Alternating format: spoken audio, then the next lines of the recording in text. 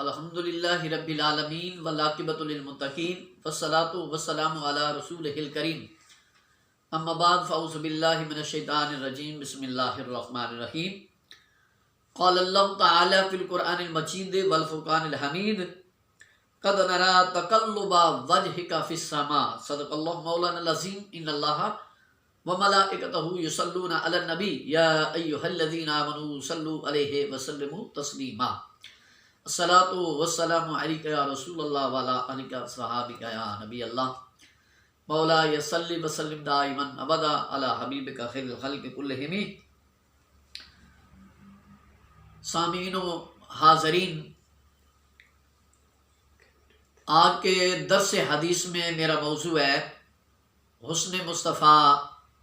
صلی اللہ علیہ وسلم۔ دوران خطبہ آیت کریمہ پڑھی ہے دوسرے پارہ کی۔ پیارے آقا صلی اللہ علیہ وسلم مسجد قبلتین میں نماز ادا فرما رہے ہیں، تو آپ کے دل کی یہ تمنا تھی کہ مسلمانوں کا قبلہ بیت اللہ شریف بن جائے۔ بتاتا چلوں کہ پہلا قبلہ مسلمانوں کا بیت المقدس تھا، تو رسول اللہ صلی اللہ علیہ وسلم کو یہودیوں کے طعنے کی وجہ سے یہ آپ کی خواہش تھی کہ مسلمانوں کا قبلہ بیت اللہ شریف بن جائے، تو آپ نے حالت نماز میں ہیں، کبھی اوپر دیکھتے ہیں، کبھی نیچے دیکھتے ہیں، کبھی اوپر دیکھتے ہیں، تو اللہ پاک نے آپ کے اس انداز کو قرآن میں بیان فرمایا، قد نرى تقلب وجهك في السماء، اے محبوب ہم آپ کے چہرے والضحیٰ کو بار بار آسمان کی طرف اٹھنا دیکھ رہے ہیں۔ آپ کے دل کی یہ تمنا ہے کہ ہمارا قبلہ بیت اللہ شریف بن جائے، بس اب حالت نماز میں ادھر رک کر ہم اسی کو ہی قبلہ بنا دیں گے۔ تو رسول اللہ کی رضا کے مطابق قبلہ بن گیا، وہ دیکھنے والوں سے جدا دیکھ رہا ہے، خالق تو محمد کی ہر ادا دیکھ رہا ہے۔ تو رسول اللہ کی رضا کے مطابق مسلمانوں کا قبلہ بیت اللہ شریف جو ہے وہ بن گیا۔ خدا کی رضا چاہتے ہیں دو عالم، خدا چاہتا ہے رضا محمد۔ رسول اللہ صلی اللہ علیہ وسلم کہ حسن کے کیا کہنے، کہ جن کے چہرے کو اللہ پاک، جن کی ہر ادا کو اللہ پاک ہر لحظ ہر گھڑی دیکھ رہا ہے۔ اور رسول اللہ صلی اللہ علیہ وسلم کے صحابہ اور خود آپ کا اپنے تصورات، آپ خود فرماتے ہیں کہ اول ما خلق اللہ نوری، اللہ نے جو سب سے پہلی مخلوق بنائی تو وہ میرا نور بنایا۔ تو آپ صلی اللہ علیہ وسلم لباد بشریت میں تشریف لائے، لیکن آپ کے حقائق نور نورانی ہیں۔ اور وہ صحابہ جنہوں نے آپ کو 24 گھنٹے بارگاہ رسالت صلی اللہ علیہ وسلم میں گزارے، جن کے نشست و برخاست ہر وقت رسول اللہ کے ساتھ سفر و حضر میں، ان کے تاثرات کیا ہیں؟ سیدنا جابر بن سامرہ صاحب روایت سے حامی ہیں، اور جامع ترمذی کے اندر جلد دوم کے اندر یہ حدیث پاک ہے، دارمی شریف کے اندر بھی ہے، اور مشکات شریف جو کہ شامل نصاب حدیث کی معتبر کتاب ہے، اس کے صفحہ نمبر 518 کے اندر بھی یہ روایت موجود ہے۔ حضرت جابر رضی اللہ تعالیٰ عنہ فرماتے ہیں کہ 14ویں چاند کا رات، 14ویں چاند کا چاند اپنی آب و تاب پہ چمک دمک رہا تھا، رسول پاک سرخ جبہ زیب تن کیے ہوئے ہم میں جلوہ گر تھے۔ میں کبھی آسمان کے چاند کی طرف دیکھتا ہوں، کبھی چہرہ مصطفیٰ صلی اللہ علیہ وسلم کی طرف دیکھتا ہوں۔ تو صحابی رسول کی محبت کیا فرماتے ہیں؟ فَإِذَا هُوَ أَحْسَنُ عِنْدِي مِنَ الْقَمَرِ، کہتے ہیں تو میں نے رسول اللہ صلی اللہ علیہ وسلم کے چہرے کو چاند سے زیادہ حسین پایا۔ یہ رسول اللہ صلی اللہ علیہ وسلم کے صحابی کا نظریہ ہے رسول اللہ صلی اللہ علیہ وسلم کے حسن کے بارے میں۔ ایسے ہی سیدنا عمار ابن یاسر رضی اللہ تعالیٰ عنہ جلیل القدر صحابی ہیں، مجمع الزوائد کے اندر یہ روایت پاک موجود ہے، اور اس کے علاوہ مشکاہ شریف کے اندر بھی یہ حدیث پاک موجود ہے۔ آپ فرماتے ہیں میں نے حضرت ربی بنت معوذ رضی اللہ تعالی عنہ سے عرض کیا کہ آپ نے رسول اللہ صلی اللہ علیہ وسلم کی کوئی صفت میرے سامنے بیان کریں، حضور کی کوئی ادا مجھے بتائیں، حضور کی کوئی صفت اور نعت مجھے سنائیں۔ تو آپ نے ارشاد فرمایا، اے پیارے عمار، لو رأیتہ رأیت الشمس طالیۃ، اگر رسول اللہ صلی اللہ علیہ وسلم کو تو دیکھتا تو یہ کہتا کہ تو نے گویا سورج کو دیکھا ہے کہ وہ آپ کے چہرے پر طلوع ہے، چمک دمک رہا ہے۔ یہ حضرت عمار ابن یاسر کے فرامین ہیں جو انہوں نے حضرت ربی سے سنے۔ اور مولا کائنات باب مدینۃ العلم حدیث کی روشنی میں بیان کر رہا ہوں سرکار کے حسن کی باتیں، صحابہ کے تخیلات جو ہیں۔ حضرت مولا کائنات باب مدینۃ العلم داماد مصطفیٰ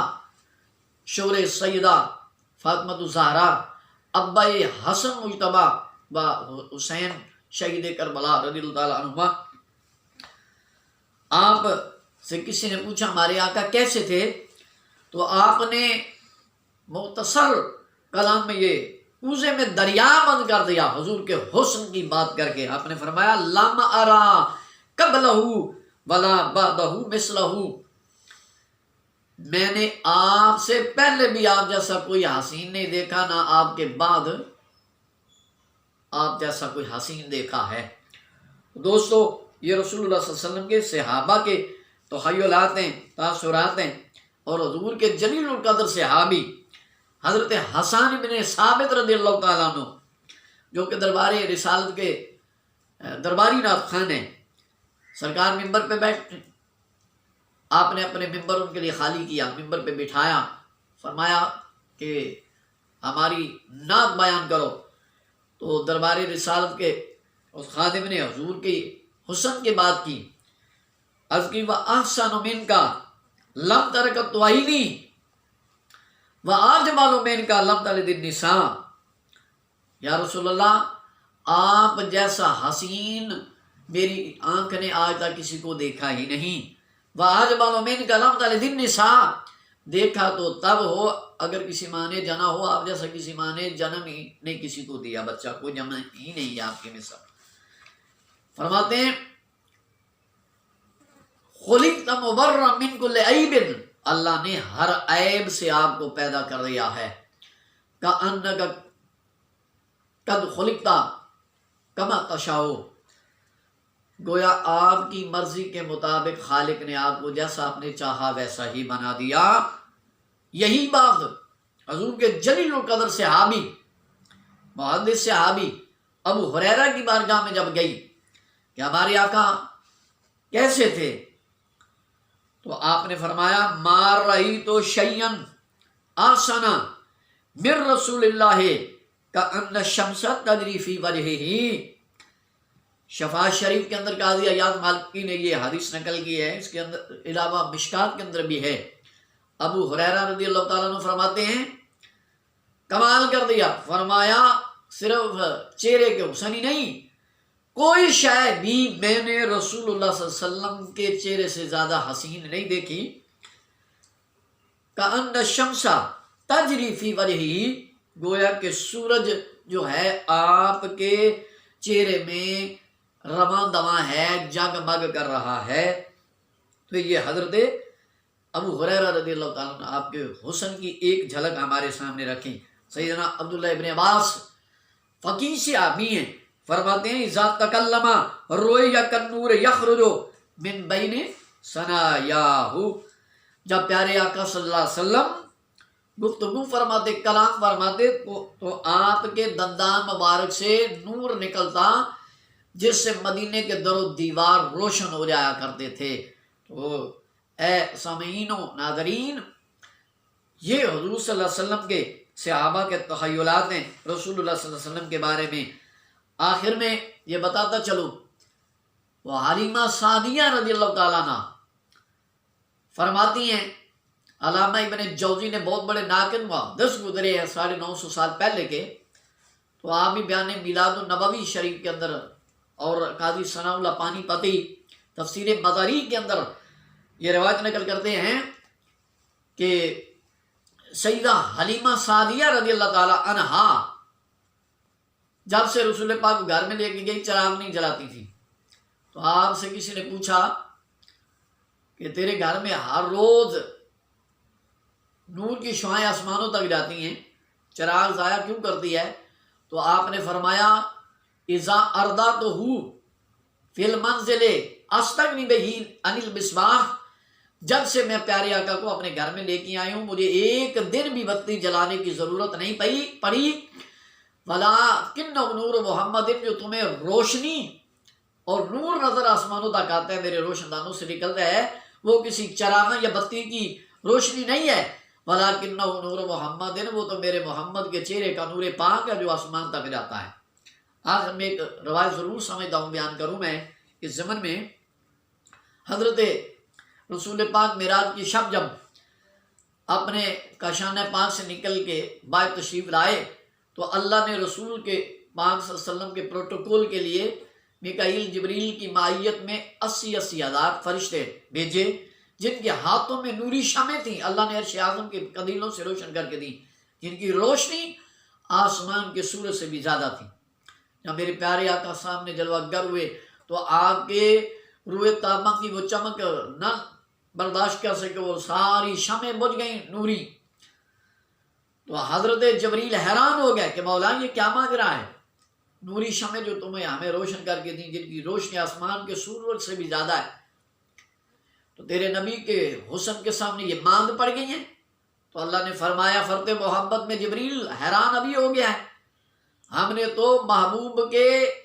چہرے سے ایک پردے کو ہٹایا ہے جس نے تیری 1,60,000 نوری شمعوں کو بجھا دیا ہے، ہم نے تو مدنی یار کے حسن کو 70,000 پردوں میں چھپا رکھا ہے۔